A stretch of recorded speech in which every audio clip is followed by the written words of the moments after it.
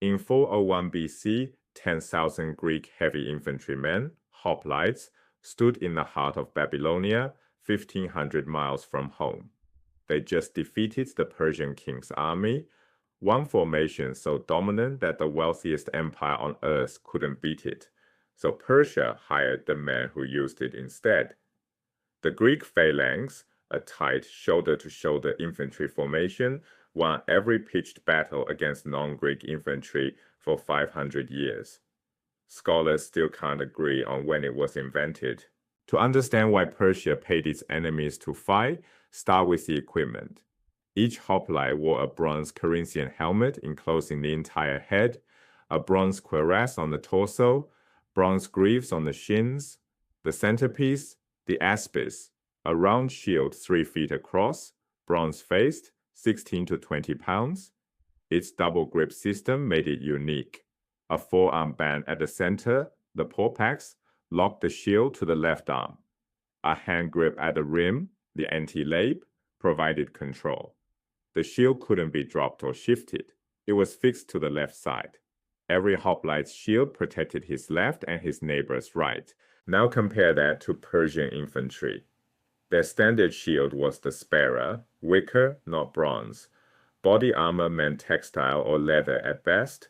Their spears were shorter. Many soldiers carried javelins instead of thrusting spears. They fought in open, looser formations, bronze and iron against wicker and cloth. The mismatch was enormous.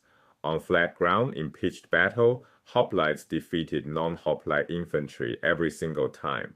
Persian kings didn't just lose to phalanxes, they recruited Greek hoplites for their own wars. In 401 BC, the prince Cyrus the Younger hired 10,000 Greek veterans and marched them 1,500 miles into Mesopotamia to seize the throne. At Cunaxa, near Babylon, the Greeks routed every force they faced, but Cyrus was killed, 10,000 Greeks stranded. Xenophon, an Athenian officer, led them north through hostile Kurdistan to the Black Sea. He recorded it in the Anabasis, the march back. The phalanx won every battle. It couldn't win the war. The phalanx dominated every non-Greek opponent. But that power came with a cost. Almost zero tactical flexibility. Flanking the enemy wasn't avoided out of a warrior honor code. It was physically impractical. To extend one wing around the enemy flank, you'd either thin your own line, opening a gap, or shift the entire army sideways, exposing the opposite flank. The formation's strength was its density, and density meant rigidity.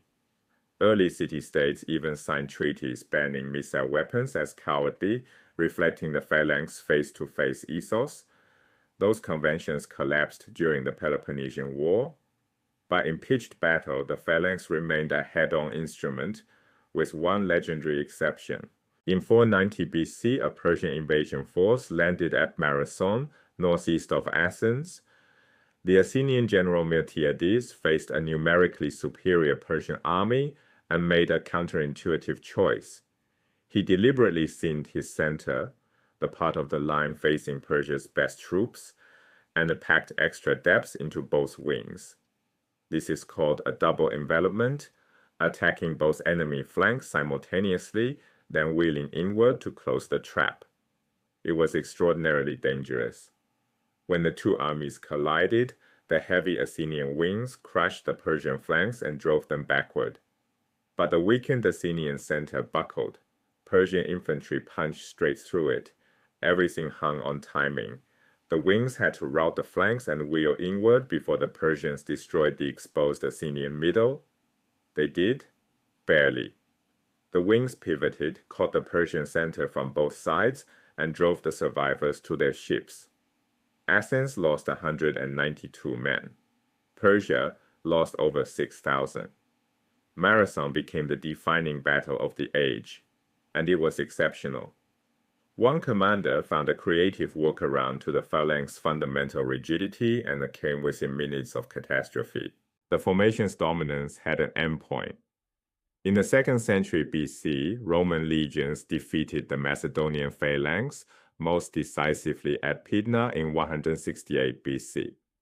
The phalanx wasn't exposed as flawed, it was edged out by a more flexible system.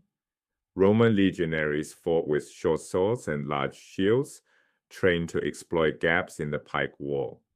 Even so, Rome's victories were close run.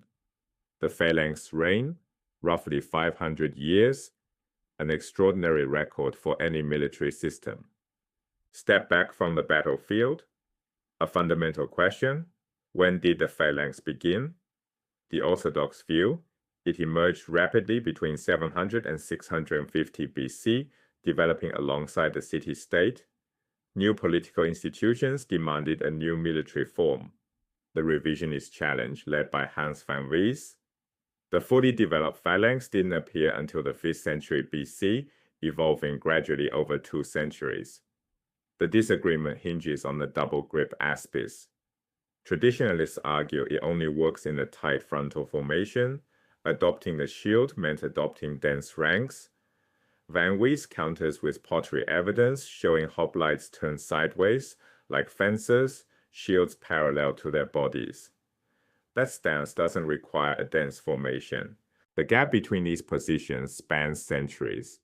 If the orthodox view is right, the phalanx emerged as a revolutionary package tied directly to the birth of Greek civic identity. If the revisionists are right, the classical phalanx crystallized only around the Persian Wars, and the connection between military innovation and political revolution weakens. Two threads run through this story. The phalanx's dominance is one of the clearest facts in ancient military history. No infantry formation could stand against it for centuries. Persia, the largest empire the world had yet seen, paid Greek hoplites as mercenaries rather than face them as enemies. Miltiades at Marathon bent the formation's constraints just far enough to achieve something extraordinary. Rome eventually surpassed it, but only after 500 years, and never easily. Yet how and when the phalanx emerged remains open. A sudden emergence suggests a revolutionary moment, the citizen soldier born alongside the city-state. A gradual evolution severs that link. The physical evidence, pottery, a few surviving shield fragments, inference from later texts, refuses to settle the question. The formation that defined Greek warfare so completely that enemies paid to borrow it is still, 2,700 years later, forcing scholars to argue about which way a man held his shield. Dominance, certain. Origins, debated. That tension sits at the heart of everything we think we know about how the Greeks fought.